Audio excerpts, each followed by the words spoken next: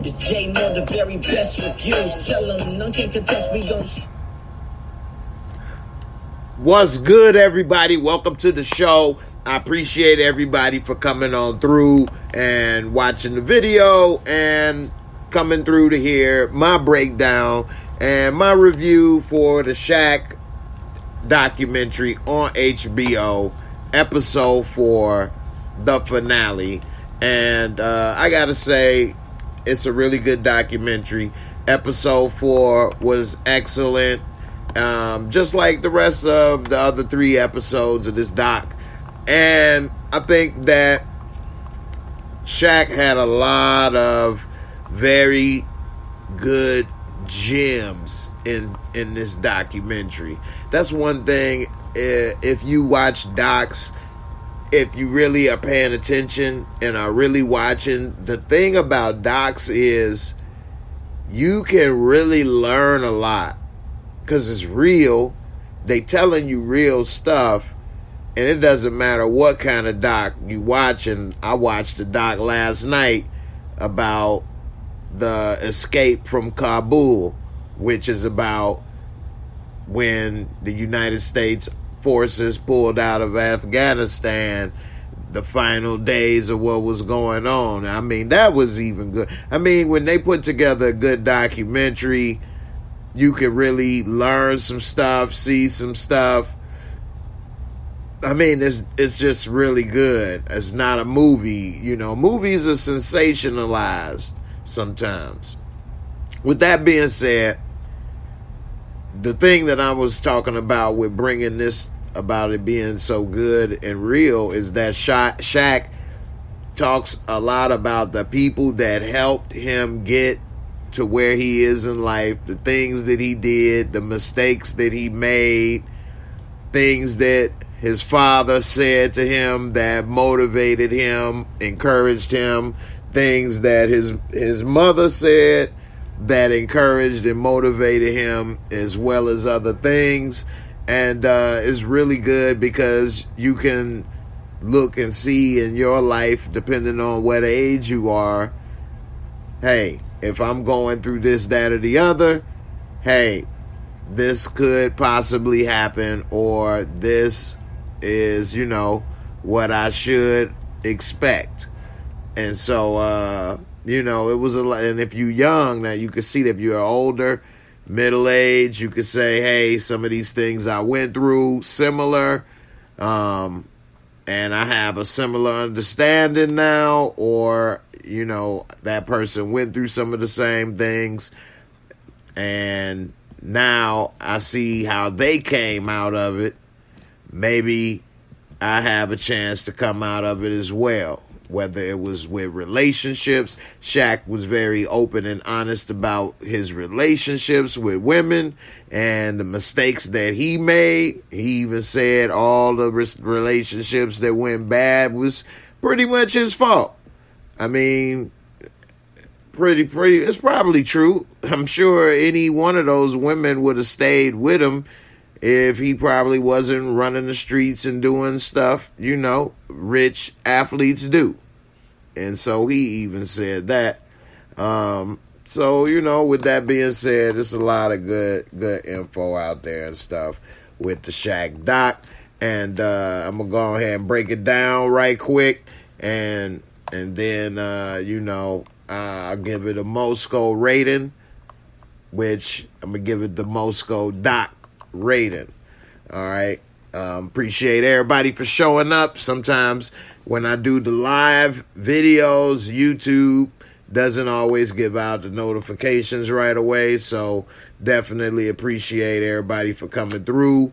Juan Blaze, definitely what's up, my brother? How you feeling?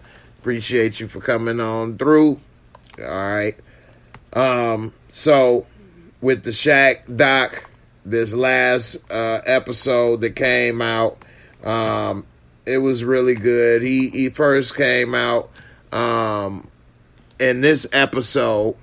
It started off with him in Miami, because the last one was pretty much ended with him being traded, and he was saying how he made Miami a basketball town.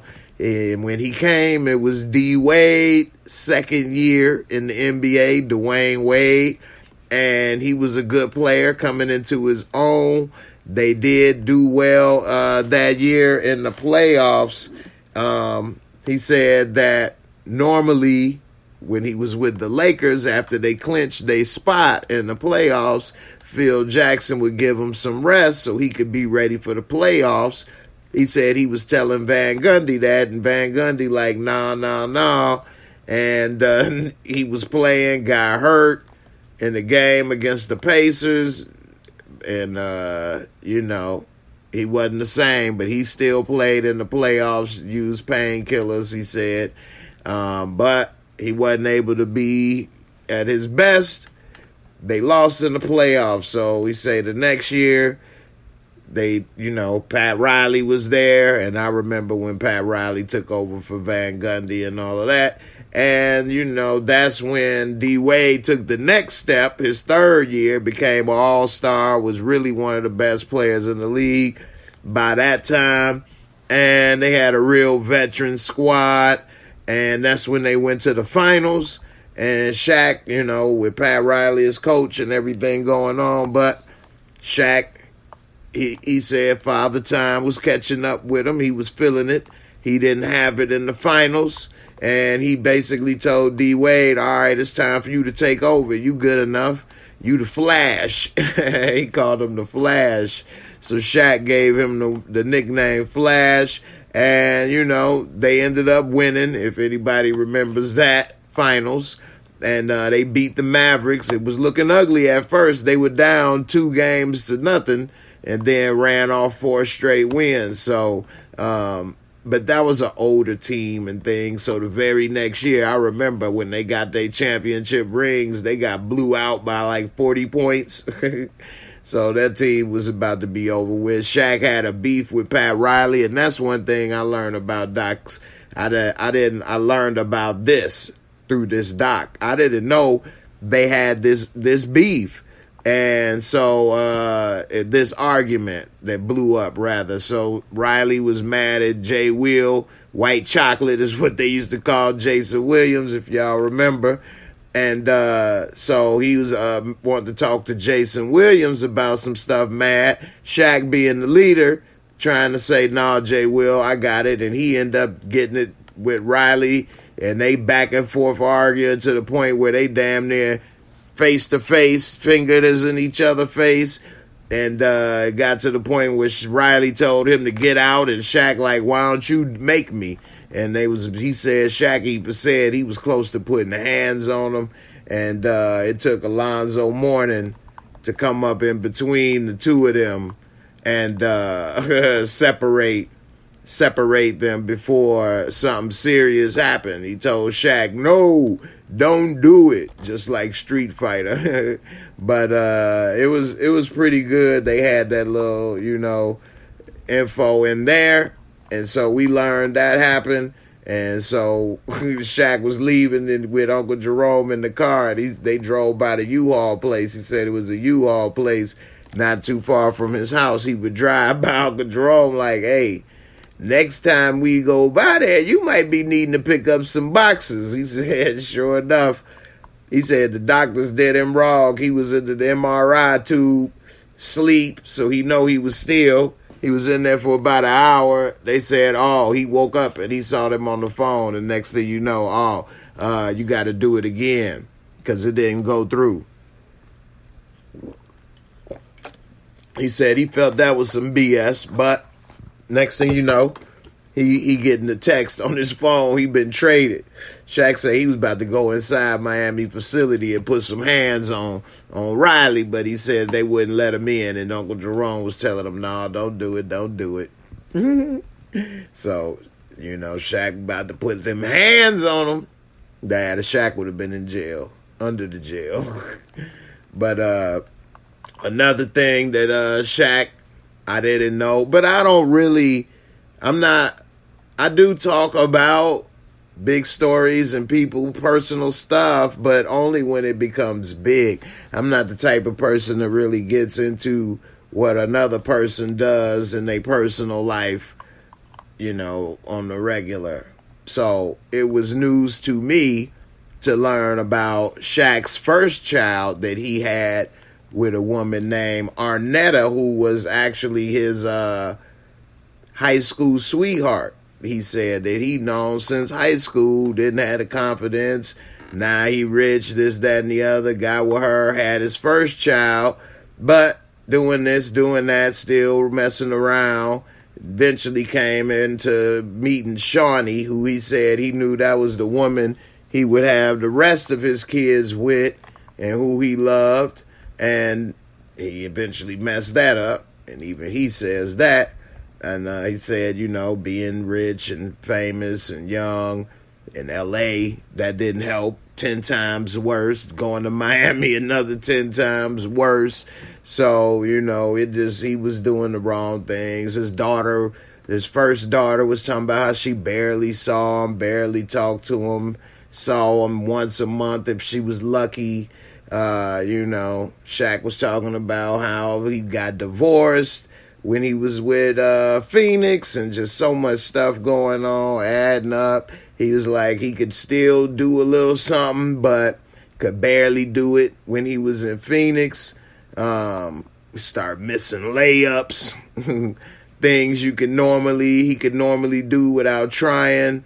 Father Time catching up with him. He ended up with Cleveland with LeBron for a year, averaging like 10 points a game.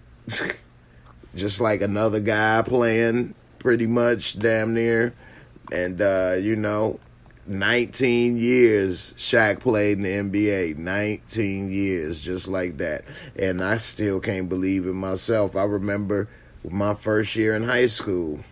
My very first year in high school is associated with Shaq to me because I remember he was the rookie that came out dominant. Everybody was talking about it, just Shaq. So every time I think of that go back to my first year in high school so long ago. He was in his 19th year with the Celtics, barely could do anything, and injured his Achilles. He said when he was there, he knew he was going to probably get a career-ending injury, injured his Achilles, and it was pretty much over with. He said he was happy because now he know it's over with. It ain't even no more try, this, that, and the other. And, he ended up having a, press conference, retired. He had an option to go to ESPN or TNT, and ESPN was going to build the show around him, move the show to LA or move a show to Orlando, whatever he wanted, because he had a house in either one. They was going to do all this stuff for him and for this show. And TNT was like, we really want you as well. We don't need you. We won't do all of that, but we would love to have you. And so, he made the decision that a lot of people don't understand in life. And I've talked to people a lot.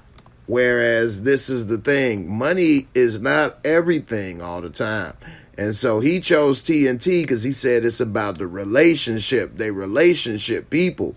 He said, I could choose this ESPN and my, worst day at TNT. I mean, my worst day at ESPN to get me fired. But that worst day at TNT, I'll be all right. We could laugh and have a good time. So, it's about, just like I talk to some people and they may have a job, for example, just an example, but $10 an hour, but it's closer and you do less work versus a job that's $12 an hour that you do more work and it's further away. They say, yeah, but I'm making $2 more an hour. Yeah, but you spend $3 more going to work, let alone you doing more work. So now you're more tired, wore out, spending more to get to work. You actually losing money. You could have been happier. It seemed like you were making less, but you actually wasn't. and you wasn't as wore out. So sometimes people got to look at all of the positive and negatives of a situation, not just the simple dollars and cents. But anyway, he ended up choosing TNT, as we know, and he said the 11 years that he been there, they done won 9 Emmys. So he's saying it ain't necessarily all because of him, but the relationship thing, and that's why he chose, and that's a good thing he did too, because John Skipper, who promised him all that, ended up getting fired from ESPN not too long after that. They didn't say that in the doc, but that's what happened. Shaq, he said that, image is reality. He got that from Dr. Lucille O'Neal, his mama, basically. And that is true. Perception is reality. A person perceive you to be one way, that's what they're going to think of you until, you think of or show them something different. And so, he say it costs nothing to be nice, which is true. And, when he deals with products, he gets with stuff that he really believe in. And he gets ownership in the products. I'm sure people have heard he part owner of Papa John's, Krispy Kreme, the General, all of that stuff. So he say when he gets something, he really believe in it. And I mean, he say he in the fun biz. So everything he try to do, it try to be fun. He was the first athlete verified on Twitter. That's something I didn't know. He was saying that Magic basically gave him the business blueprint. Magic, man. Hey, look here, man. You don't want to go broke, man. You want to be like Magic, man. But gave him the blueprint. And he said he listened. When he was in college, he saw that he was in one of the classes and they was asking him about business, this, that, and the other. And he was saying he saw Jordan with the Jumpman logo. He said, well, he going to be the Dunkman logo. And that's when he made the Shaq logo, got it copyrighted, everything. And, he started his own little thing from jump. People remember he was the face of the league when the league was fun. If you remember, in the early 2000s, they had the little fun commercials, kind of like comedic commercials and stuff. That was Shaq. So, he expanded a little bit of what Jordan did with Jordan Brand and kind of took it to another level, being on every damn commercial for a minute on TV. So, it's pretty good to see what he did, and he gave another blueprint to other players. That's why the LeBrons and all the other people of the world took it to another level. Now LeBron got a production company for film and stuff. I mean, these players get so much money. They could do so much now. Hundreds of millions of dollars. I mean, wow. One thing at his Hall of Fame speech, his dad wasn't able to be there. He had an empty seat there for him. He thanked his dad a lot because, he died by the time he was in the Hall of Fame, unfortunately. And one thing he said is, his dad was firm but fair and pretty much guided him and helped him and be the man that he was, pretty much.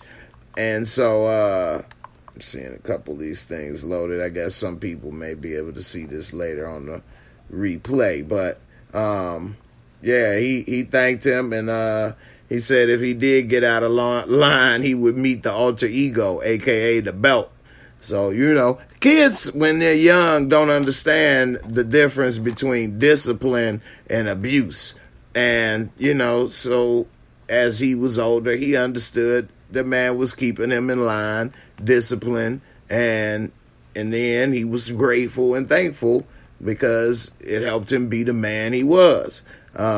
He said that, that his dad died from prostate cancer.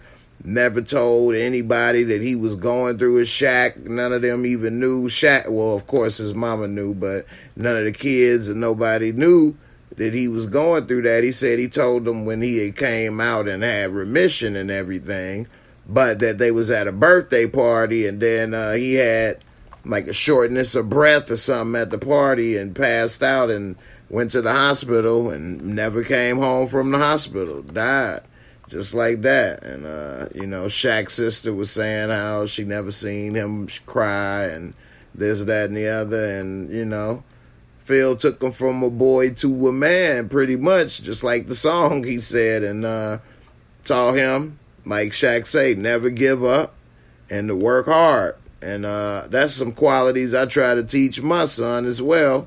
And not only by saying it, but by being an example. You know, one reason me personally even have a YouTube channel is my son brought it up. And I would always tell him, never stop learning and never give up. And so I didn't know anything about videos or any of that, but you know, he was only 10, 11 years old at the time, and he said, you know, what'd you say about never give up, never stop learning? So I went and tried to be an example, because I don't like to just talk about it. I like to be about it. So, you know, hopefully a lot of these things soak in with my shorty, and he become a productive person in life. But, you know, when you see things like this, it is reassuring to see, and then hopefully the things that you tried to instill in your children or people instilled in you pays off. So, you know, he said one thing that his pops taught him about, you know, pretty much the sport is if there's a discussion about whether you this or that, then you ain't as good as you thought you was, because it should be hands down, no discussion. So, you know, Shaq, he tried to do that with his career, to be the hands down best big man in the game. I don't know. He's up there, definitely. One thing he said after his pops died, which is kind of unfortunate that it had to wait this long, but his mom told him to reach out to his real dad. And so he ended up meeting his real dad. He said that he ended up buying him a car, took him out, bought him a car, and told him, look, man, when I was young, yeah, I was mad, but I ain't mad. I ain't got no hard feelings. And it's something that you do understand, and it's some things, it's similar to some conversations that I've had with my parents as an older man. And he said, you know, I understand, because he's gotten older and done things and made mistakes, so he can understand how when his father was young and did things and made mistakes. You know, nobody's perfect. And, you know, he understood people do dumb things. As Shaq had a relationship and wasn't really there like he should have been for his daughter.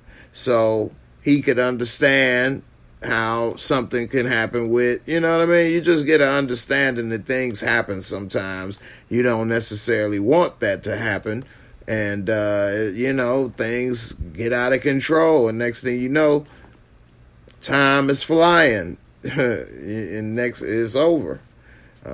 One of the things that he said is that he got sleeping problems. He said he can't sleep because ever since Kobe died, and his sister, his baby sister, just died recently from cancer. He said when his son came in and told him that Kobe died, he thought it was some bull. He ain't believe it. And then he was like, one of the things he had is he was like, he had the regrets, should have reached out, should have talked to him. Same with his sister, you know, should have talked to her, should have did more all this time in life, you know, never took her to Paris, never took her to London, never did these things, things that he could have, but you end up being so busy with things in life that next thing you know, time's up. And so that's one thing I always try to stress to people, and when I talk to them and stuff, is enjoy the little things and take advantage of the time while you got it, because you never know what may happen and what's going on. And, you know, and nothing worse than having a bunch of regrets of coulda, shoulda, woulda. His sister, another person that had cancer, didn't tell him. He knew that she had cancer, but he didn't know it was terminal, he said. And that broke his heart that she died of cancer. It's just, you know, a lot. Same with Kobe, should have reached out more. He said whenever he see a Kobe highlight on social media, he like done for the day. It like hurts him. And so, you know, a lot of stuff, man. You get older, you start to have thoughts and regrets and things in life. I remember when I was young And older people would tell me that, and I would be thinking, I'm going to make these decisions and this and that, so I don't have regrets. I'm going to try to always make the right decision. I actually thought that. And I still try to do that. I tried to do it then. I still try to do it today. And I may not have made as many wrong decisions as some, but I definitely made some wrong decisions and mistakes in life. I mean, that's just life. I don't think it's anybody walking that hasn't. And so, it's just hard. We got to try to make the most of it, One thing Shaq was saying is, from 13 to 39, all he knew was hoops, the crowd, the cheers, the adrenaline, and then it was all over, and now he got to figure out something else. He say now he a DJ, and because when he retired, he ain't hear nothing, no more adrenaline, crowd, nothing. But he say when he do the DJing, he could be at events, and it's so big, it's like a championship parade. And he could do that once a month or whatever, and he good. So Shaq DJ now. I don't know how many people know that Shaq was a DJ. I didn't know that. I think I did hear he was doing it, but I didn't know he was doing it like once a month consistently. So I don't know. Shaq DJing out there. But, it's good to be versatile in life. To don't be afraid to try new things. And more importantly, have fun. Don't stress about bills and stuff all the time because, bills will always be there. But today won't. You know what I mean? Once today is gone, it's gone. So enjoy it. And I'm not saying don't pay bills or this or that, but don't let that stress you out and ruin your day. You can figure out ways and what to do, this, that, and the other, and address problems, but try not to let stuff steal your joy in life because it's just, it's hard to come by. And that's what Shaq said about his legacy when they asked him, what would you want your legacy to be? And he said he want his legacy to be known as being a nice guy. Which I guess ain't nothing wrong with that, He say when people talk about him, he would love for people to think about, oh, he said this or that and was cool, or he signed this and that, he was cool, or when I was here, he did this and that was cool. He was a nice guy, man. He was a good dude. And you know what? It's a lot of people in his position with money and stuff that he got that you cannot say that about. So, that's a good thing. Because unfortunately, it's a lot of people you can't say that about. And to be blessed with so much and have access to so much and don't do that, And then he broke it down. NICOLE from Chicago, man. Of course, I'm from Chicago, so I'm biased. But I think Chicago comedians are the funniest comedians out there. And the realists. They say some real stuff, boy. Then he said, NICOLE said, how many of y'all, he said in one of his little jokes, he was like, where the 40-year-olds at? And everybody was like, whatever. In the crowd, he was like, yeah, y'all on deck. Y'all got about 20 summers left. 20 summers left. And Shaq like, damn, think about it. He right. I got like 20 summers left, and Shaq 50. He likes in 20 years, Lord willing. He ain't say the Lord willing, I'm saying that, but in 20 years, be 70. Still can't be doing stuff you was doing at 70 that you did at 40 or 50. And at 40 and 50, you can't do what you was doing at 20 and 30. So it is levels in life, and just think, you got 20 summers left. What you gonna do with it? What you gonna make the most of? And that's, you'll be 70, 60. So you gotta break it down like that. I remember when I was about 25 to 28, and I planned out, okay, I'm gonna try to do this, that, and the other. By the time I'm this age, 40, 42, 44, whatever, 45 at the latest, I could be retired. I planned on getting into real estate. Now, of course, different things happened. Didn't work out. I did start and have some things, so that has benefited me, but it didn't get to where I wanted to do even close and things. So, but had it done it, I would have been happy, of course. But, you know, I was looking at it like, man, I wanted to be done by 40 so I could retire and just enjoy, you know, live off of whatever and enjoy those 20, 30 summers I would have left at that point. I didn't want to work to 50, 60, 70 like they want us to do.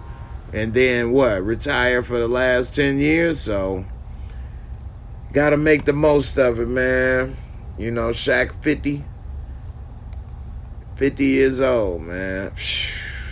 One thing he said is that he remembers everybody that was there for him.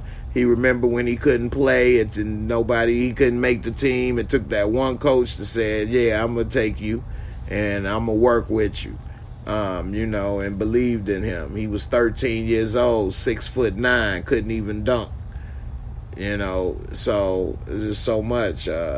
He never forget that. Never forget the people that was there for you in life. You never know. It's a lot of people that I've helped or been kind to, show this and that, and they'll forget they even know you or that you even done something.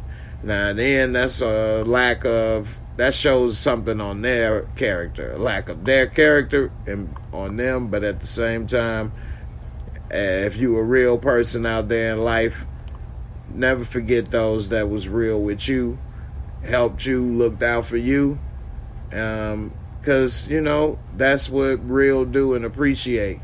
And when other people that you have helped, they'll come back and do that, you'll see why it's good to give that respect and appreciation, you know. So the last thing I'm going to say, Shaq is crazy, talking about when he all said and done, he going to go live in an old folks home. He say he gonna have a, you know, pool there, this, that, and the other. But he say, I'm gonna go out and live in an old folks home. I don't want my kids or nobody thinking they gotta do this or that. I'm gonna go ahead and live in the old folks home, and then I'm out. Who want to change Shaq's diaper? Big Shaq duty diaper. I got boo-boo. I got boo-boo. You gotta turn Shaq over. Boo-boo. Boo-boo. They're calling me Shaq. I got the big Aristotle dump. The big fundamental. So, you know, definitely Shaq crazy. I wouldn't be going to the old folks home. He should be making all them damn people take care of him. How many people he took care of in life? Y'all, it's y'all turn now. You only got a couple years and I'm out. But, you know, it is what it is. Shaq funny, man. I doubt when it come down to it, he about to go in no damn old folks home. Change my diaper. Boo-boo diaper. Doody. Time for the Mosco.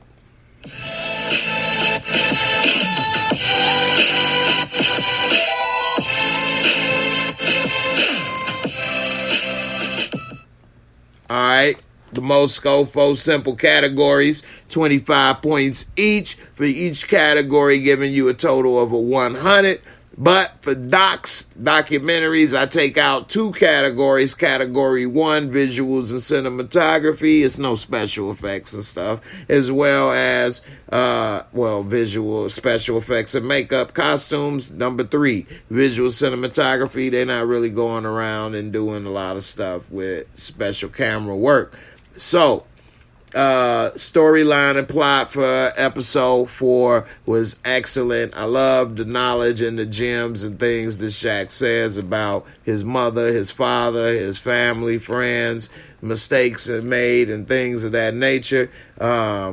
So I would give that storyline and plot on the scale, because I rolled the other scores into just 2 categories. I would give number 2 a score of out of 50, I would give it a 45. That's how good the plot and storyline is for the episode. Entertainment, fun factor, I'm going to give a 45 as well, bringing the Moscow total to a 90, and definitely an excellent documentary to watch overall. Check it out. AJ, you say, can I ask a question regarding one of your videos? Yeah, definitely. What's the question? And then I'm getting ready to get up out of here. So, anybody let me know what you think about this Shaq documentary in the comments. Definitely appreciate it. I enjoyed it. It was a very good 4-part documentary. Something to watch while all the shows that we normally watch are off the air. All right. With that being said, we about to call it a night. I'm about to wrap it up. AJ, I guess, is gone with the question. So, everybody, I appreciate all your time. Appreciate y'all for watching. Don't forget to hit that like, bang that bell, and that Shaq say, "They're gonna be the damn ball," and I'm out. The ball, Kobe. Kobe head ball. The second ball, the dog ball, the twin ball, third ball, fourth ball. Would you give me the ball, Kobe? It's all Kobe. Juan Blaze, my brother, you say you like it so far, gotta finish it though. I know that's what's up. I'm gonna let you go ahead and catch up, finish it. We're gonna have to hook up in Discord and talk about some of this stuff. And, everybody appreciate y'all for watching. See y'all on the next one. Deuces. And I'm up out of here.